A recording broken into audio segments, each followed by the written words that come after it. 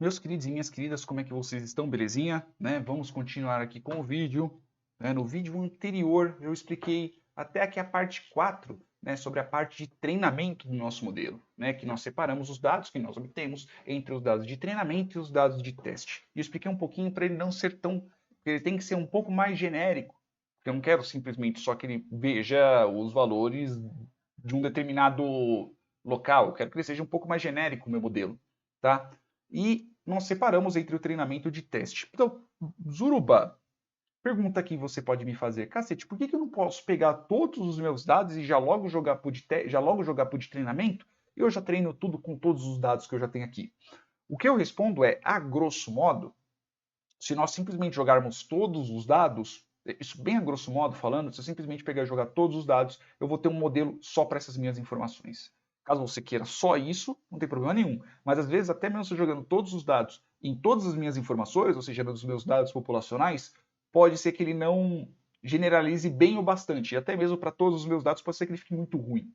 Tá? Mas a grosso modo eu quero modelos que sejam mais genéricos do que simplesmente só os dados aos quais eu estou analisando.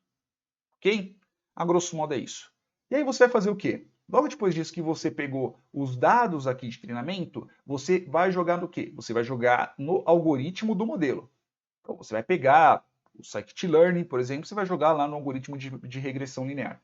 Então você vai jogar você já vai jogar no modelo. Vou fazer só um quadradinho aqui, tá? Que é para criar o nosso modeleio bonitinho aqui, parará. Vai jogar aqui na parte do modelo e a partir daqui vai ser o modelo. E aí, a partir do momento que você criou o modelo, que você treinou o modelo, você vai fazer o quê? Você vai jogar os dados de teste aqui dentro e você vai analisar quais são esses valores. Tá. Como é que nós analisamos esses valores? Depois que eu fizer a parte de treinamento, né, aí eu vou ter a parte de análise do meu modelo, que é a parte 5. Análise do modelo. Modelo. Tá. Aí, o que acontece? Para você poder analisar alguma coisa, você tem que ter ela transformada em números. Então, como é que nós fazemos isso daqui? Vocês lembram que quando nós estamos tratando de um modelo de regressão linear, nós temos uma função ao qual nós temos duas coisas, né? Nós temos o nosso modelo que é assim, ax mais b, né? X mais b. Então, quando a gente cria um modelo, nós partimos de um modelo, por exemplo, matemático, ao qual nós sabemos, se a gente souber qual que é o intercepto, ou seja, onde ele começa, e qual que é o coeficiente, ou seja, qual que é a proporção que vai ser conforme vai aumentando a altura da pessoa, nós simplesmente digitaríamos ali, já era, dane-se, vida que segue. Só que o modelo em si, o algoritmo que você está usando para poder aprender isso, ele não sabe. Não tem como ele saber. Então você vai passar todos esses dados e no fim das contas ele vai ter um modelo. Tá. Como? De qualquer jeito, no começo, ele vai ter que assumir alguma coisa. Ele vai ter que assumir um determinado valor. Ah, beleza. Vamos dizer que nessa linhazinha verde seja o nosso modelo principal, o nosso modelo primário. Ok, então como que vai ser no nosso modelo? Ah, ele vai assumir que é isso. Beleza, a gente pode ver que é um modelo bem ruim. Ok? Vamos colocar que, por exemplo, o nosso modelo inicial, a fórmula que ele tem, que no fim das contas é uma fórmula, veja que o y como chapeuzinho quer dizer qual que é o valor, o resultado do nosso modelo, tá? Então assim, eu vou ter o quê? Digamos que naquele modelo ali eu tenha por exemplo, estou inventando o número, tá? 50 48, melhor. Vamos colocar aqui um 7x mais 40, por exemplo. Né? Então, conforme vai aumentando a altura, lembre-se que quando a gente está tratando de 101,70 m, nós vamos estar multiplicando por 1,7. bom? Ou se você quiser um modelo que multiplique por cento, se quiser um modelo que multiplique por centímetros, né, aí vai ser 170 centímetros. Mas a gente está multiplicando, perdão, não é nem centímetro, caramba. Estou viajando nas ideias, tá? A gente está tratando aqui de quilos. Então, nós vamos estar pegando aqui, conforme a gente vai aumentando, então para cada metro que tiver, ele vai estar aumentando em 7 quilos, mais 40. Então, nesse modelo aqui, se eu passar, por exemplo, uma pessoa de 1 metro, então o resultado que eu vou ter é 1 metro vezes 7 mais 40. Então, quer dizer que o meu modelo, ou seja, minha projeção do meu modelo, vai estar voltando o quê? Vai estar uma pessoa de 47 quilos. Então, o que eu estou querendo colocar? Está voltando uma pessoa de 47 quilos. Então, eu estou falando que se uma pessoa de 1 metro, então eu estou passando para dentro do meu modelo uma pessoa de 1 metro, o meu modelo está retornando, então aqui o meu y, né, vai estar passando, que é, eu vou deixar na mesma ordem, tá bom? 7 vezes 1 mais 40, então o meu modelo retornou que se eu passar uma pessoa de 1 metro aqui dentro, ele vai estar com 47 quilos. Então, quer dizer que se for passar uma pessoa de 2 metros, vai me retornar o quê? Vai me retornar 54 quilos, porque 7 vezes 2 dá 14, mais 40, 54. Ok? 7, 7 são 14. Então, isso é um modelo bom? Não sei. Eu posso falar como ser humano que esse modelo está uma bosta, mas se a gente simplesmente falar para um computador, ele não vai saber. O que ele vai ter que usar? Eu vou ter que usar valores matemáticos para poder ter isso. Eu vou ter que usar funções matemáticas para poder ter isso. Então, existe, por exemplo, uma função, né, que é essa daqui, que é a raiz quadrada do erro médio, né, root mean squared deviation, ou root mean squared error. Então, né, o que é isso daqui? Putz, então vamos ver como é que é a bendita da função. Então, em inglês, ela é RMSE, que nada mais é que essa função aqui gigantesca, que é a raiz quadrada de 1 sobre n, que soma o quê? Soma a diferença, aqui é n, ok? I, que é um i, desculpa, i igual a 1, e vai somar a diferença do y, né? yi, menos o y projetado i. Fechou. I ao quadrado. Tá, beleza. Que cacete esse cálculo, Zuruba. É um cálculo louco, você é louco, parece que, sei lá, tô encoxando a mão no tanque, de tão feio que esse meu modelo estranho aqui que eu tô fazendo. Então, assim, quando a gente... Ih, esqueci de descer, porque eu esqueço que minha imagenzinha fica aqui em cima. Né? Por isso que eu fico olhando para um lado para o outro para saber como é que tá. Tá bom? Aqui é a tela que eu tô vendo, aqui é a tela que vocês estão vendo, e aqui é a tela que eu tô vendo o OBS. Então, vamos destrinchar esse bendito desse cálculo. Veja que esse cálculo é o quê? É o cálculo, né? A fórmula matemática para eu poder ter uma ideia se meu modelo está bom ou não.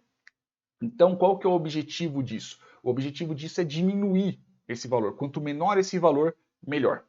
Tá, o que é isso? A gente pode ver que isso daqui é uma raiz quadrada, né? Isso daqui é uma raiz quadrada, beleza? Raiz quadrada. Então, uma raiz quadrada nada mais é do que 1 sobre 2, né? Estou elevando tudo isso daqui sobre 1 sobre 2. Enfim, ou por 0,5. O que é cada pedaço desse? Se a gente analisar pedaço por pedaço, lembra que esse daqui é um cálculo de média? Vocês lembram? Expliquei isso no vídeo anterior. Então, se a gente analisar aqui, pegar tudo esse pedaço, tirando aqui a raiz quadrada e tirando esse pedaço que está entre parênteses, é uma média. Então, a gente está pegando a média do quê? A média dos erros elevados ao quadrado. O que é um erro? O erro é esse pedaço aqui. Lembra que eu falei que o y com o chapéuzinho, nada mais é que o retorno da minha função que eu estou modelando? Que é a função ao qual está passando por esse algoritmo para poder ser o meu modelo matemático, que eu vou usar ele para poder projetar? Então, nada mais é do que isso. Então, o que isso quer dizer? Lembra que eu também disse que quando você pegou os dados das pessoas, você pegou o dado das alturas e dos pesos delas? Então, o que você vai fazer? Você como dado, você como pessoa que tem essas informações, você sabe a diferença entre, você tem os dados da altura e você tem os dados do peso de cada uma dessas pessoas, ok?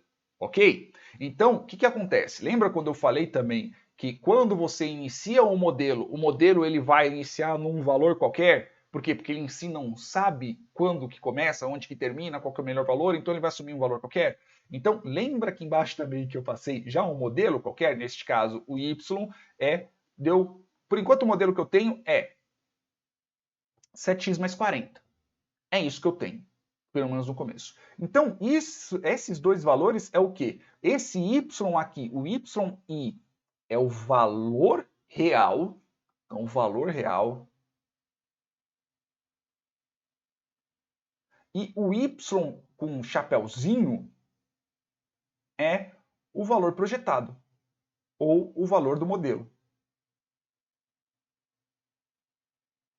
Simples assim.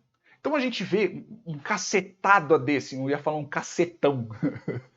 E eu sempre esqueço que eu não posso deixar aqui na conta. Tá? Eu não posso deixar no canto. A gente vê um cacetão desse, a gente olha e fala, maluco, que carambas é isso? Né? Mas é só a parte matemática, a escrita matemática que é um pouco complicada. Tá? Em si não é tão complicado se a gente for analisar. E isso daqui é um erro. O erro é a diferença entre o valor real e o valor ao qual a diferença entre esses dois valores. Tá, e por que ao quadrado? Você pode estar se perguntando, inclusive. Né? E por que ao quadrado? Ao quadrado por duas coisas bem interessantes. Né? O primeiro motivo é que todo valor elevado ao quadrado é par. Todo valor elevado ao quadrado é par. Então vou colocar aqui, todo x elevado ao quadrado é par. Para ser mais exato, todo x elevado a uma potência positiva, né? Tirando zero, acho que até tirando zero, né? Porque qualquer valor elevado a zero é 1. Tirando zero é par. Ok? Então você pode elevar aí a 2, 4, 16, 348, você vai ver que no fim das contas ele é um resultado par. Eu não vou fazer demonstração aqui, tá? Vão na minha. Todo x elevado ao quadrado é par. E outra coisa também, que diferenças maiores geram valores maiores. Então, ele arrebenta nas diferenças maiores. Diferenças maiores. Então, vou escrever aqui dif. Erros maiores, vou ficar melhor. Erros maiores são potencializados.